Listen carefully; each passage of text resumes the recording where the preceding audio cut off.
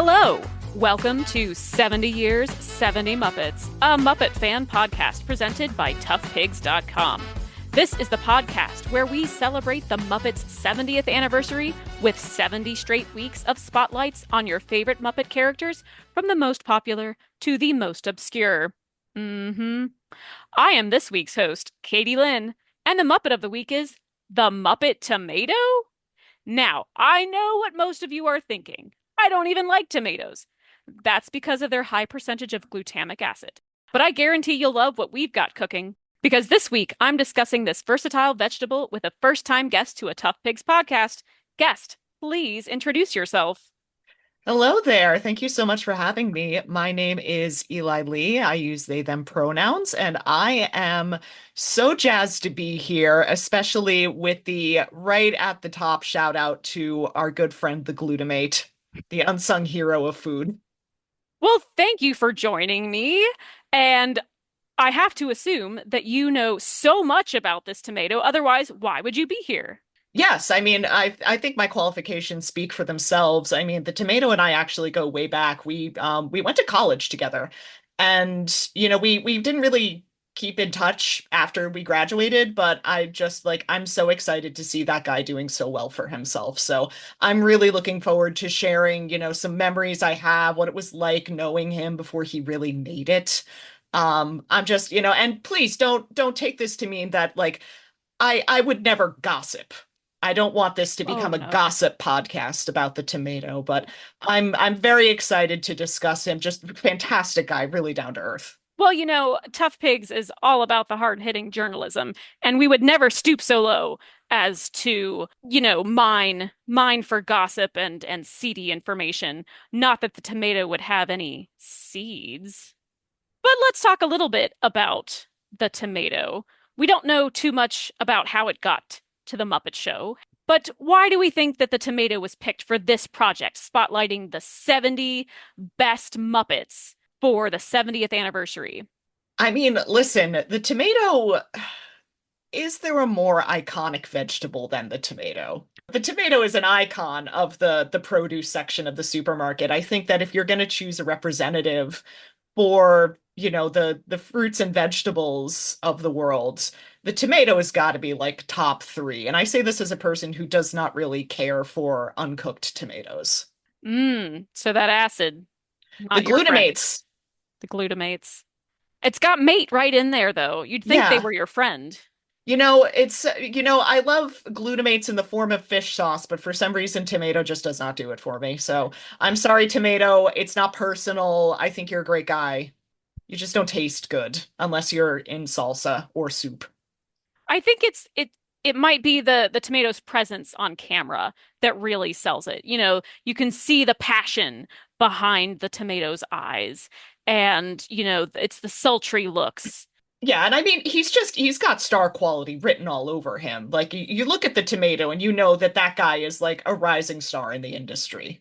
Quite shiny, like just catches the camera just right. Yeah.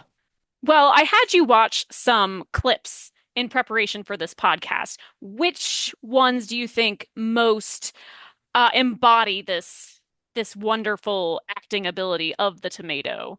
He's a crooner, he's a singer. And I think that it's actually very rare to find somebody who is a triple threat like that.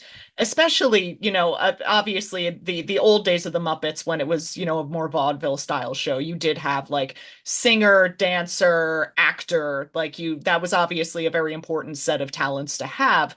But the tomato just he really just nails it. Like he goes for it so well, and to hold his own against legends of film and stage the way that he does, it's just it's such a delight to see him perform. And as I mentioned, the tomato has range because it can go from a more falsetto voice and then drop very low to almost, the tones of a bassy. It's quite Yeah, strange how the tomato has evolved over those years. the the tomato is kind of like a Mariah Carey before there was a Mariah Carey. I see tomato and I think whistle tone, but I also think baritone. That is the Christmas album we need next. Produce, starring the tomato, singing Yeah. all of your Christmas favorites, all of your holiday songs. Yeah, we can call it, what can we call it? We can call it Have Yourself a Merry Little Produce. No, that's not great. Oh, We there's we got to be some good Mr. ones. We Mr. Merry Christmas, like a Mister for the produce aisle. That's not, I'm gonna have to workshop this, but I think we can come up with some real heaters on this, I think. Nah, this is good. I mean, you can definitely be sh assured that it will play nonstop in your favorite grocery store for at least 2 months. Yes. And I also, I'm sure that this is going to be the part of the episode where our listeners are going to be screaming like suggestions at their phone slash car speaker slash headphones. Please do come They're going to to be, the Tough "You Pigs idiots." Discord, Yeah. come to at Tough Pigs on Blue Sky, and tell us your favorite Christmas produce puns. Yeah. We're dying to see them. They're in their cars right now going, "You idiots, why didn't you think of this one?" I sure hope so. Well, let's talk about some of the supporting players for our star, the tomato. Yes. We've got eggplants, we've got shallots, we've got grapes and bananas. They Pumpkins. pumpkins, The yes. pumpkins. There's bread, which, can always go for a little bit of carbs. Yeah, Uh, we actually we have, I think this is a Sesame Street bread on the I, desk, but it looks a lot like Eli Lee is holding up what kind of also looks like the French bread from the Charles Aznavour episode of The Muppet Show. it could be. I mean, she does, is the French bread? It could be. The French bread, which famously is not actually French bread, it's just bread that Yeah. speaks in it with a French accent. Yeah. So It's not a good crusty loaf. It appears to just be a standard loaf of sandwich bread, possibly a brioche, which is French, so who knows? yes, why we don't have to always be a baguette. Yeah. France is very diverse. Destroy stereotypes. So the food often appears with the Swedish chef, as I'm sure you can imagine why. Hmm. Who do you think usually comes out ahead, the food or the chef? I mean, the Swedish chef is, they have an interesting relationship. It's like a Wile E. Coyote Roadrunner sort of thing where one of the fruit are always trying to like not be cooked, which is understandable. And that's also something that I'm gonna circle back to in a moment. But I just like the best Swedish chef sketch that I watched, I think, in preparation for this was absolutely the one where the two pumpkins are freaking out because we don't want to become pies. So, and the pumpkin goes, "Hey, hold on a minute. You don't want to use a knife to cut me open. You want to use a battle axe." And then it turns out that the chef has like the battle axe, and it's just like an escalating list of artillery that the Swedish chef has access to. The chef Which, has a very modern kitchen. yes, you No want to be a expenses modern spared. chef. Yes. Gordon Ramsay has a bazooka. Yeah, I think he used it first in like, I think it was like the third season of Kitchen Nightmares where the bazooka comes into play. But like, oh my God, whenever Gordon has got that bazooka out, it's gonna be a banger of an episode. They should have seen it coming. Honestly, you need to take out some of these restaurants. Yeah. So the pumpkins, I mean the fruit with the Swedish chef, sometimes he's singing with them, sometimes he's cooking them. And it sucks that the fruit is aware that it's alive and does not want to die or be cooked. It actually kind of makes me sad. I was like, "Oh no, you're having an existential crisis and also you're a bunch of grapes."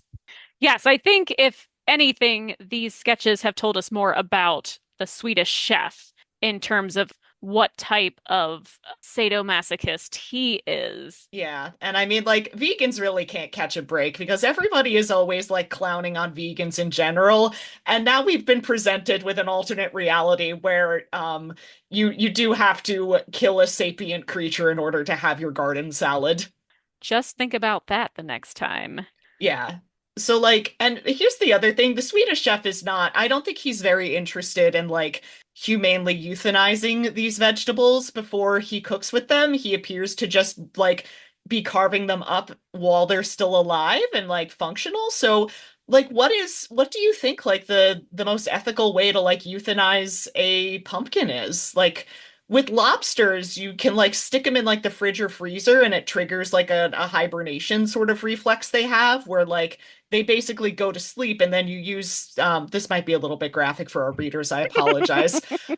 You use the tip of your chef's knife and you basically drive it right between the eyes and it kills them instantly. So you're not boiling them alive. But I don't know if there's a similar thing that you could be doing for like an eggplant, for instance. Like, how do you dispatch a potato before you peel it? Because it's got to be like skinning them alive.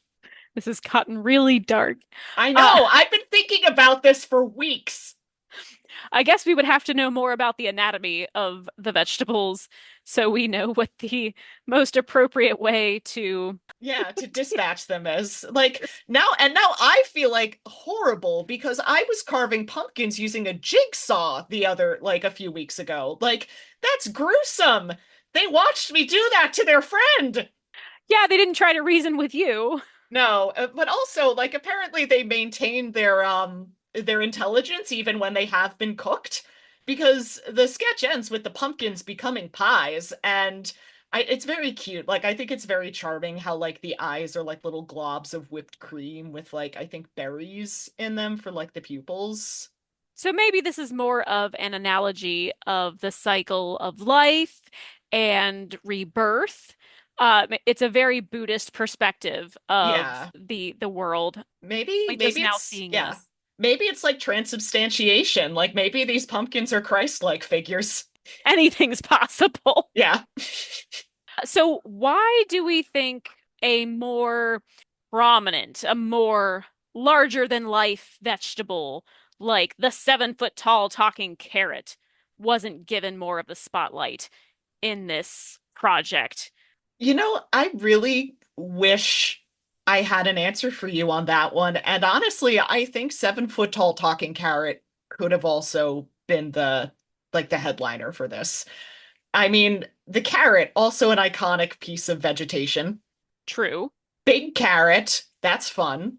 So, I mean, again, I said that I at the top of the episode that I was not going to lower myself to gossip, but if I had to guess, I think maybe there was like some internal politics kind of playing a role here. Like I think that Oh, do you think the talking carrot's agent just wasn't as influential? I think yeah, like or maybe like the talking carrot like said the wrong thing to the wrong guy and like I don't think we're necessarily looking at like a blackballed situation here, but it's definitely like kind of close. Oh.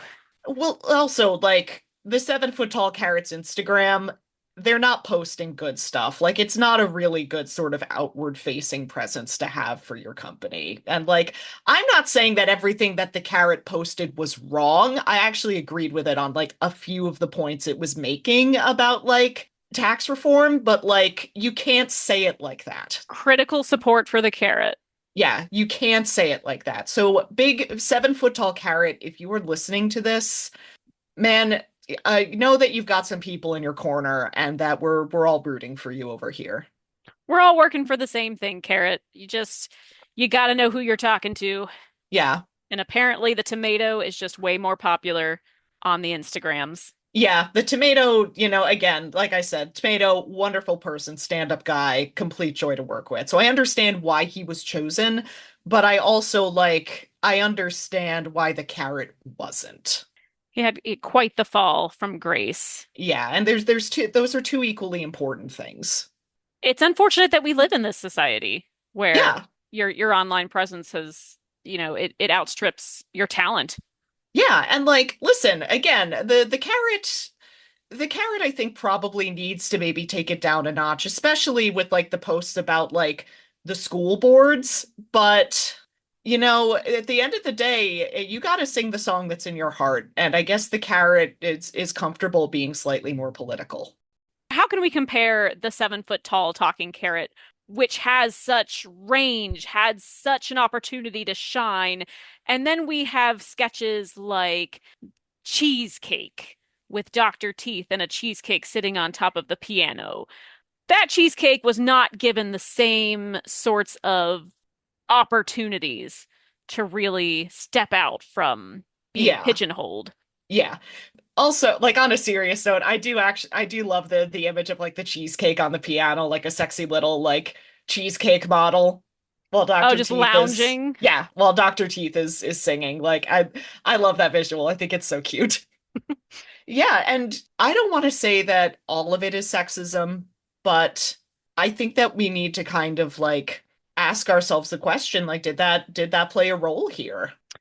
Hmm. Because the 7 foot talking carrot is definitely a leading man type, and the Yeah. cheesecake, has been relegated to usually, one of the producers found it at a sleazy bar and was like, "Hey, I got." Yeah. Pigeonholed. Yep. And then we never saw the cheesecake again. So, Yeah, and like it really sucks to see a career just not really take off when you see that the talent is there and you see the drive is there. And it just like it's always a bummer to see that like not work out. I mean, what could food be doing right now? Can we get like a whole spin-off series for Muppet Food, where they take more of a starring role? Can they carry a narrative? I mean, listen, I'm going to be totally frank with you. I think that while Disney is throwing whatever at the wall to see what sticks regarding the Muppets, yeah, you know what? Greenlight a web series where it's like the supermarket and all the vegetables are like having their little dramas and like there's like a make it like a workplace comedy or something about the produce that lives in the supermarket. And you know what? I think you could carry at least 6 episodes with that concept easily. It would be interesting to see what happened to the fruit that eventually spoiled. Yeah, I mean, listen, those are they everyone's like, "Oh, no, you never want to go outside. Outside is where the bad fruits are." And there's like a smash cut to like some really old, wrinkly potatoes standing outside of the dumpster, like smoking. Like, hey kid, come here. Come here. You want to buy some drugs? Like, we could have like some grapes and like a little leather jacket. We could have like a watermelon with like a tattoo on it. Like, yeah, This this has taken a very cartoon all-stars turn yeah. I where don't, the the bad potatoes, food yeah, has gone real bad. the potatoes should be doing something funnier than selling drugs, but that's the only thing I could come up with, like on the spot. Well, clearly they're in the back alley selling their extra eyes for Oh, that's true. Why didn't I think of that? it's like when you have to sell a Nuts. kidney on the black Yeah, market, the potato is selling yeah, its eyes. yeah. And then oh man, yeah, that's a better one. And I can have like little eye patches all over its body. See, see, Disney, this writes itself. Hire us. Hire us, and we promise Yeah, not to get too dark. So all of the fruits and vegetables are looking forward to getting purchased, but they have yeah, no idea what actually happens once they leave the grounds of the grocery store. So it just, they all think they go to a better place, the farm upstate. They yeah, came from the farm downstate, and then they think they're going yeah. to the farm upstate where they live happily in the fields forever. Yeah, and they're just like that's their purpose.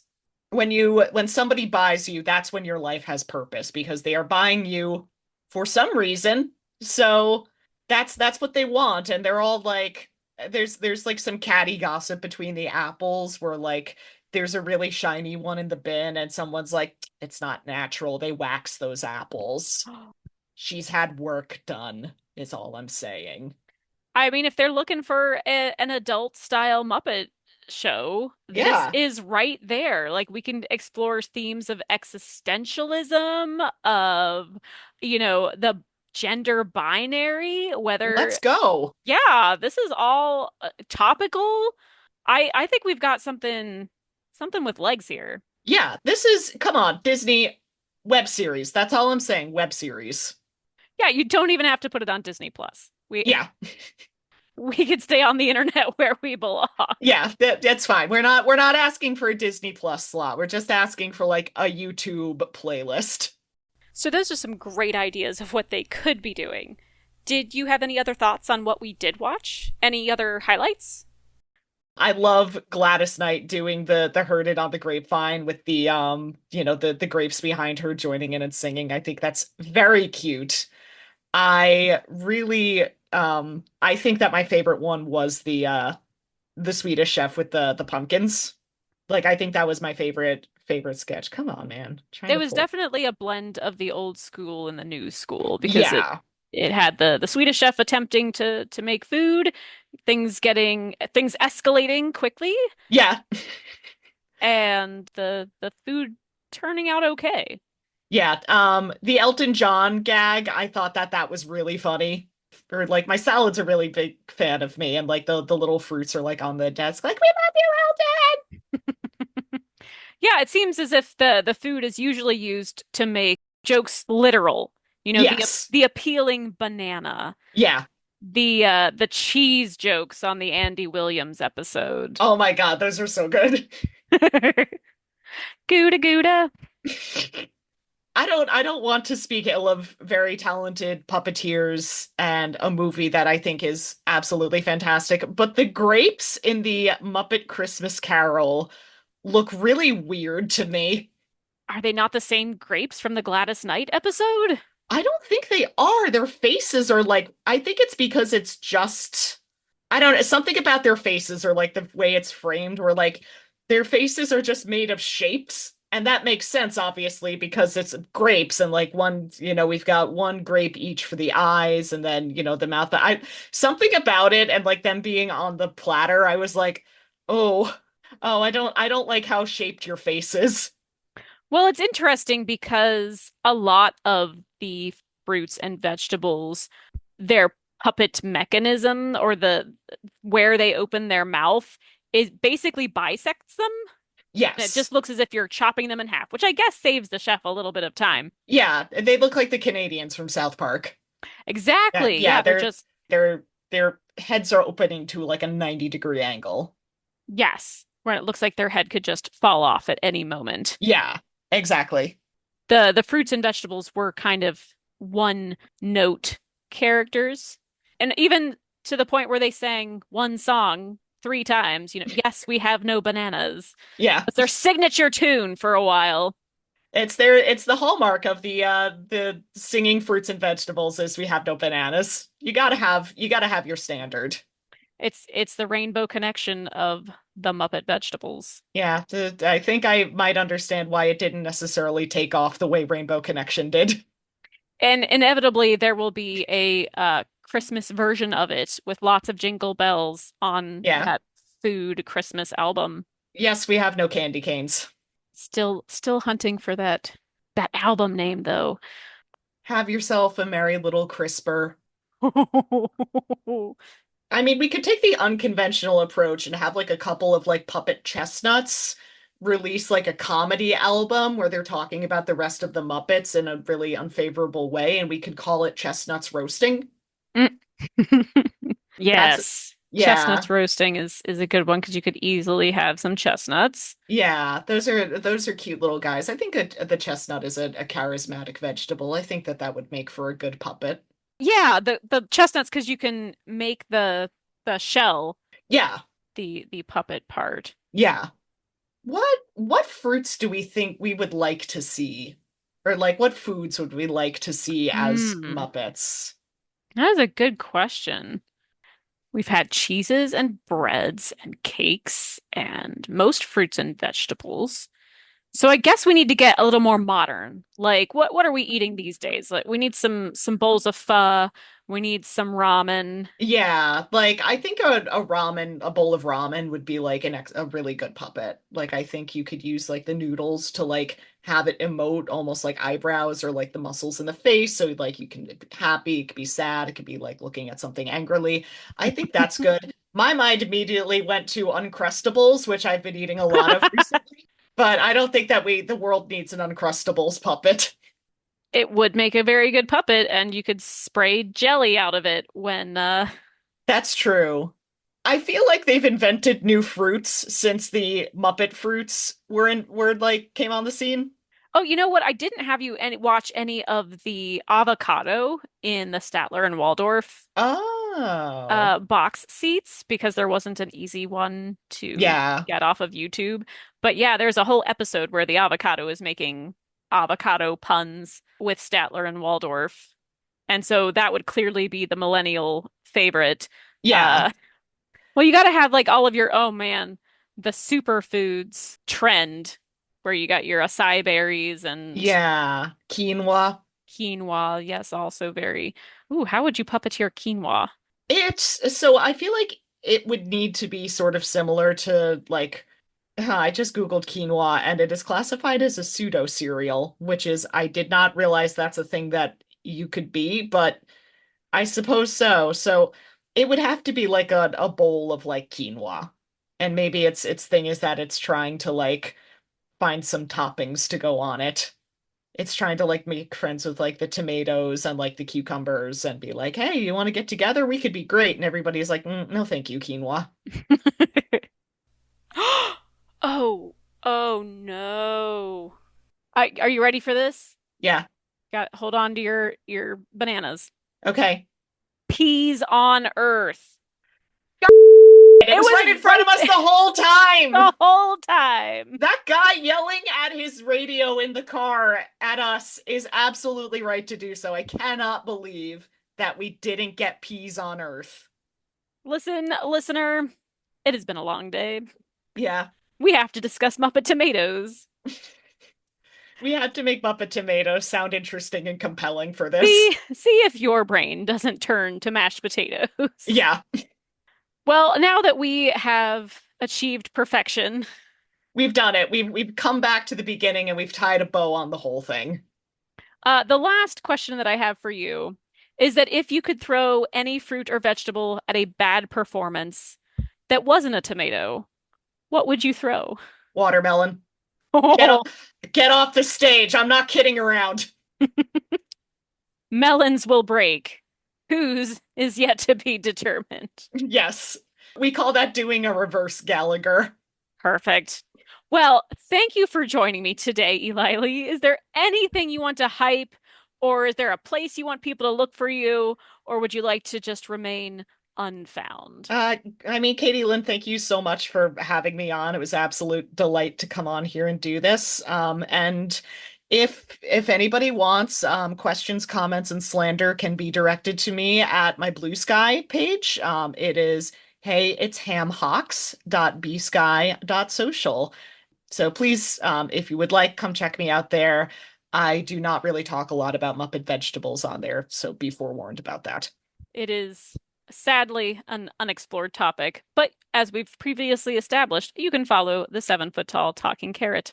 Yeah, just like be aware of what you're getting into if you go find his Instagram. I'm just saying, you know? You all have been warned. Yeah. Well, so there you have it, folks. I hope you have a newfound appreciation for fruits and vegetables.